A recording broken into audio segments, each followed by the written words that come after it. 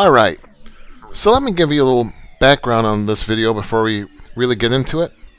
So, some time ago, I was playing Carmageddon 2, and of course I wasted one of the opponents, and in wasting him, I had an impact into him which set him, recoiling in the opposite direction, which of course naturally led him to start coasting across the ground a little bit. So I went off, I didn't think anything of it. I went off and I started chasing after the remaining opponents. And in the meantime, this guy who was wasted, he was like just coasting and coasting and coasting. It was coasting across the whole map there. And so I had like 2 or 3 opponents more to waste. So I waste one opponent, he keeps coasting. I waste another opponent, he keeps coasting. And finally I have one more opponent and he's still coasting. And I'm like barreling now towards the final opponent. And this wasted guy, he's still coasting, and he's coasting very near to the edge of the lake. And so I'm burying down on towards the very final opponent.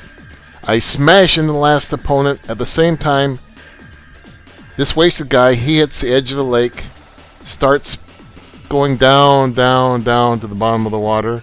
I smash into the very last opponent, boom, and at that very moment, the wasted guy hits the bottom of the water, and he spills out his oil. By the way, this is not footage from that incident that I'm telling you about. You're going to see this actual footage a little bit later in this video. But this got me to thinking. I thought to myself, could this have been a coincidence? I mean, that was strange. I mean, first of all, why was he coasting across the map for such a long time? And secondly, why did he fall into the water and then spill out his oil at the exact moment when the announcer says, race completed? And he hits the bottom and he spills out his oil. That exact moment. I thought, surely that cannot be a coincidence. But, I thought, well, maybe it was. So then, I kind of keep my eyes open then after that. And as I play the game after that, for a while, I start noticing the same thing happening again. More than once. So the AI, the wasted cars are showing, they're timing exactly their actions to exactly the moment that the game plays out. The exact end of the game. And after a while, I realized this could not be a coincidence. And in fact, I've compiled several examples of exactly what I'm talking about, which I'm going to show you right now. Now watch this. This is going to blow you away. This is so weird. Now watch this. So here's example 1. So you see Loggerhead, he hits Stupasuka, who's wasted already, and you can see that Stupasuka's on fire. And he's totally wasted by now. So I'm heading off. I'm working on Loggerhead now. So I rear end Loggerhead. Loggerhead goes off, and he happens to, ram into Stupasuka, and nothing unusual there. So he turns around, spins around, and naturally Stupasuka is like set off in the coasting direction. And so, but keep an eye on Stupasuka. So here I slam into Loggerhead, and Loggerhead hits that barrier, he flips around. I'm heading toward Loggerhead, I'm trying to waste him, boom! I've wasted Loggerhead. Now I have one more car to go, and that's going to be the end of this game. So here we go, Wide Boy, boom! I hit Wide Boy, boom! Did you see that? So Stupasuka hits the airplane hangar at the exact instant that I waste Wide Boy, and the game ends. So I don't know. Maybe that was a coincidence. So let's look at the next example here. So in this example, we see the cars right up at the starting gate. This is the very beginning of the game. Boom! The big jumbo jet wastes Screwy Louie right at the gate. I mean, he doesn't even have a chance. He's already wasted. He's kind of bent into kind of a C shape. And when the wasted cars are bent into a C shape, sometimes they will spin around in circles even though they're wasted. And you can see my video on weird wasted car behavior for more examples of why they do this. But anyway, he's spinning around. The truck hits him. He's still spinning around in circles. Now this time, he starts banging into the wasted Diana. Oh, he's banging Diana. I don't think I like the sound of that. But anyway, let's fast forward here a bit. And here we see he's got Diana against the barrier. Boom! He can't spin around anymore. See that? He hits her against the barrier. What am I doing? At that exact moment, I'm wasting the pickup. So let's see this again in split screen. He's spinning around. He hits Diana. He can't go any further. He stops. He spills his oil, and I waste the pickup. Strange. And that was at the very end of the game, remember, where I wasted the very last opponent, and Screwy Louie was spinning around for the entire length of the game. I didn't bother to show you the whole thing, but he was spinning around for the entire game, and he finally reached a point where he couldn't spin anymore, right exactly at the moment when I wasted the very last opponent.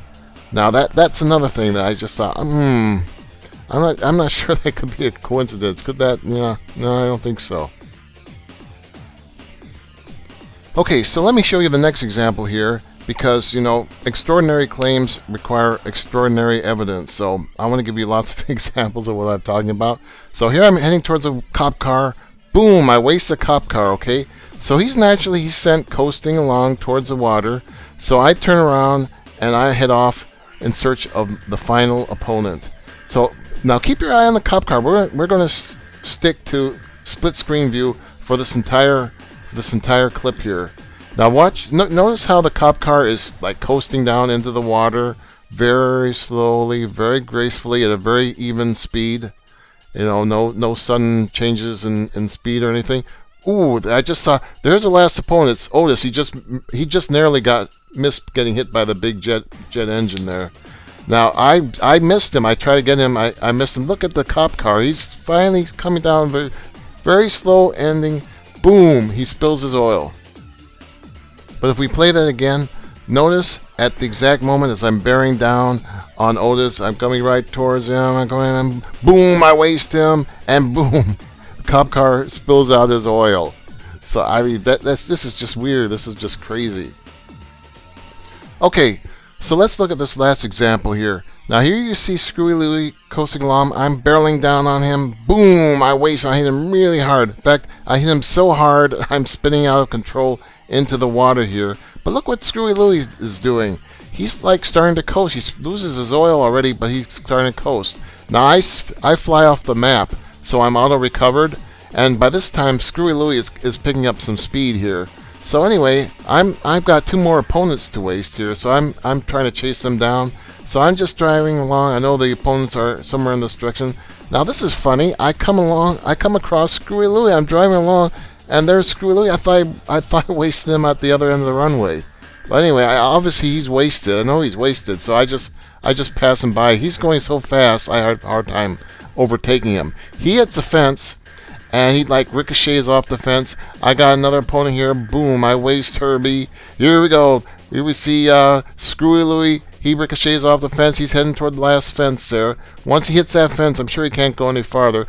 But I got another opponent. I got Diana to waste here. So here's Diana. I barrel down on Diana. Boom! Screwy Louie kind of hits the last fence, kind of almost climbs up the fence, and then finally comes to rest at exactly the moment when I waste Diana. So let's see that again. Here we go. I waste Herbie right here. I spin around. You can see Screwy Louie's going. He's heading toward the last fence there. I'm spinning around. I'm chasing down the final opponent, who's Diana. Screwy Louie's heading toward the fence. He's about to hit it. Boom! He climbs up the fence slightly because he's going so fast. Boom! He falls down, and I waste Diana.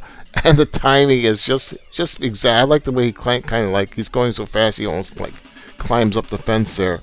So the thing I want to point out is, you know, people, why did he start coasting? Well, people might say, well, you know, the ground is sloped there on that part of the map.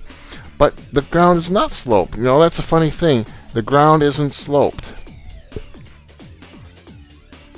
Or I should say, the ground is sloped if the AI wants it to be sloped.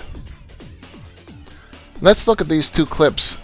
The one of Stupasuka that you saw earlier, and the one of Screwy Louie. And if you'll notice, they are both coasting in in fairly, pretty close to the same part of the map, but Screwy Louie is coasting in one direction, and Stupasuka is coasting in the other direction. So Stupasuka is coasting in kind of a northerly direction, and Screwy Louie is going more southerly. So they're pretty much coasting in opposite directions here. So if we look at the map, we see that Stupasuka is represented by the green arrow, and he's going in one direction, and Screwy Louie is the yellow arrow, and he's going in pretty much the exact opposite direction, showing that, it all depends, it's all under the AI's control. So then the question is, so why would the AI do something like this? Let's say it is predicting exactly when the game is going to end. Why would it bother to do that? Well, when you think about it, the AI was programmed to try to predict the future, to predict exactly what the player is going to do in advance. So to the AI, it was just a logical extension, since it's programmed to predict what the player is going to do and everything that's going to happen in advance, because that helps it to coordinate its own actions with the players. Then it made sense to the AI that it might as well predict when the game is going to end too, so it's just part of the same thing. It's part of the whole prediction ability. So anyway, I hope you enjoyed that, and be sure to check out my other videos for more examples of really amazing artificial intelligence in the game of Carmageddon 2. Thanks for watching.